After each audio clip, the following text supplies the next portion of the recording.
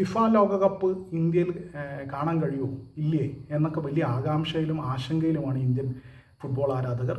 ദൂരദർശനിൽ കളി കാണിക്കും എന്ന പ്രതീക്ഷയിലാണ് ബാക്കി എല്ലാ ഏജൻസികളുമായിട്ട്. ഇപ്പോൾ റിലയൻസിൻ്റെയും ഡിസ്നിയുടെയും അവരുടെ കമ്പനികളൊക്കെ ആയിട്ട് സംസാരിക്കുന്നുണ്ടെങ്കിൽ അവർക്കൊരു ഫിഫയ്ക്ക് ഒരു ധാരണയിലെത്താൻ പറ്റിയിട്ടില്ല.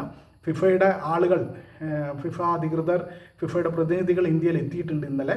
അവർ അത് അടുത്ത ദിവസങ്ങളിൽ ഇന്നും നാളെയൊക്കെ ആയിട്ട് കമ്പനികളുമായിട്ട് ചർച്ച നടത്തും, റിലയൻസ്, ഡിസ്നി പോലുള്ള ടീമുകളുമായിട്ട്.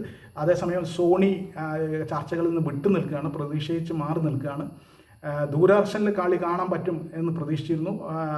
അതാണ് ഇപ്പോഴുമുള്ള ഫുട്ബോൾ ആരാധകരുടെ പ്രതീക്ഷ, മറ്റൊന്നിലും നടന്നില്ലെങ്കിൽ. പക്ഷേ കേന്ദ്ര വാർത്താ മന്ത്രാലയം പറഞ്ഞിരിക്കുന്ന, വാർത്താ പ്രക്ഷേപണ മന്ത്രാലയം ഇന്നലെ ക്ലിയർ ചെയ്തിരിക്കുന്നത് ദൂരദർശനിൽ കാണിക്കില്ല ഫുട്ബോൾ ലോകകപ്പ്. അതിന് കാരണം 500 കോടി രൂപയാണ്. 500 കോടി രൂപയാണ് ഫിഫ ആവശ്യപ്പെടുന്നത്. അത്രയും പൈസ കൊടുക്കാൻ പറ്റില്ല എന്ന് ദൂരദർശൻ പറയുന്നു. ദൂരദർശൻ അത് ഔദ്യോഗികമായി കേന്ദ്ര സർക്കാർ തന്നെ അത് പറയുകയാണ്. അപ്പോൾ വീണ്ടും ആശങ്ക കൂടുകയാണ്. ആരാണ്, എന്താണ്, എങ്ങനെയാണ്? എന്തായാലും മെസ്സിയും റൊണാൾഡോയും നെയ്മറും ഒക്കെ അവരുടെ അവസാന ലോകകപ്പ് കളിക്കുമ്പോൾ അത് കാണാൻ നമുക്ക് പറ്റില്ലേ എന്നൊക്കെയുള്ള ആശങ്കകളുണ്ട്. എന്തായാലും ഫിഫയുടെ പ്രതിനിധികൾ നേരിട്ട് ഇവിടെ എത്തിയിട്ടുണ്ട്. അവർ റിലയൻസും ഡിസ്നിയൊക്കെ ആയിട്ട് ചർച്ച നടത്തും. കഴിഞ്ഞ ദിവസങ്ങളിലാണ് അവർ ഫിഫ ചൈനയിലെ സംപ്രേഷണത്തിന് അവിടുത്തെ സർക്കാർ ടി വിയുമായി ഒരു ധാരണയിലെത്തിയത്. അത് 575 കോടി രൂപയ്ക്കായിരുന്നു.